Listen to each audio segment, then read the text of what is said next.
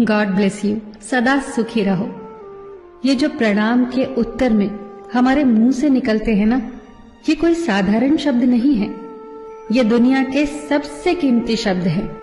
आजकल हम इन बातों को महत्व देना बंद करते जा रहे हैं, पर यकीन मानिए, जो प्रणाम के जवाब के रूप में आशीर्वाद हमें मिलता है या हम किसी को देते हैं, वो 100% चमत्कारिक शब्द होते हैं, बेशकीमती शब्द होते हैं।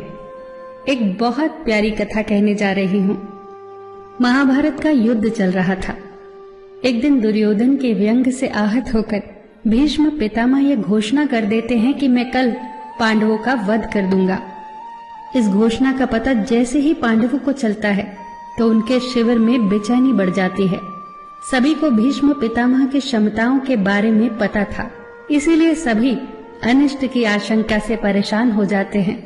तभी श्री कृष्ण द्रौपदी से कहते हैं, तुम अभी मेरे साथ चलो। श्री कृष्ण द्रौपदी को लेकर सीधे पितामह भीष्म के शिविर में पहुंच जाते हैं। श्री कृष्ण स्वयं तो शिविर के बाहर खड़े हो जाते हैं, पर वो द्रौपदी से कहते हैं कि अंदर जाकर पितामह भीष्म को प्रणाम करो। जैसे ही द्रौपदी ने शिविर के भीतर जाकर पितामह भीष्म को प्रणाम किया तो पितामह भीष्म के मुख से द्रौपदी के लिए ये आशीर्वाद निकला, अखंड सौभाग्यवती भव।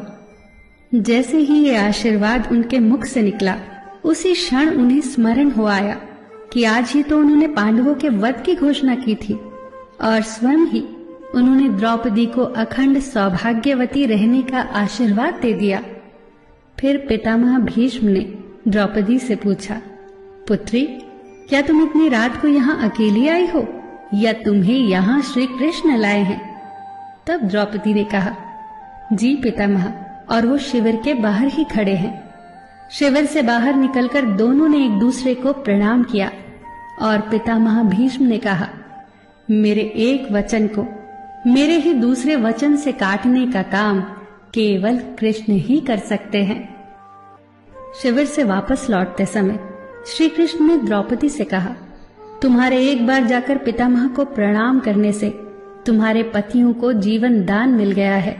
अगर तुम प्रतिदिन भीष्म, धृतराष्ट्र, द्रोणाचार्य आदि को प्रणाम करती होती और दुर्योधन, दुशासन आदि की पत्नियां भी पांडवों को प्रणाम करती होती तो शायद इस युद्ध की नौबत ही न आती।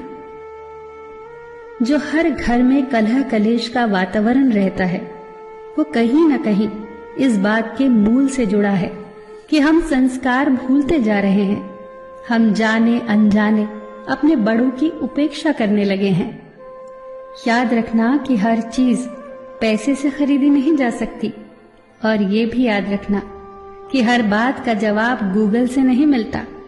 उसके लिए बुजुर्गों के पास भी बैठना पड़ता है। शरीर की खुराक के साथ साथ हमारी आत्मा को भी खुराक चाहिए, जो संस्कारों से हमें मिलती है। हम भूलते जा रहे हैं आशीर्वाद के महत्व को।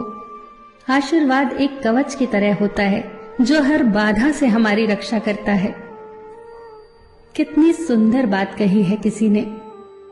प्रणाम अनुशासन है, प्रणाम शीतलता है, प्रणाम आदर सिखाता है, प्रणाम से सुविचार आते हैं, प्रणाम झुकना सिखाता है, प्रणाम क्रोध मिटाता है, प्रणाम आंसू धो देता है, प्रणाम अहंकार मिटाता है, प्रणाम हमारी संस्कृति है। आप सभी को मेरा सादर प्रणाम।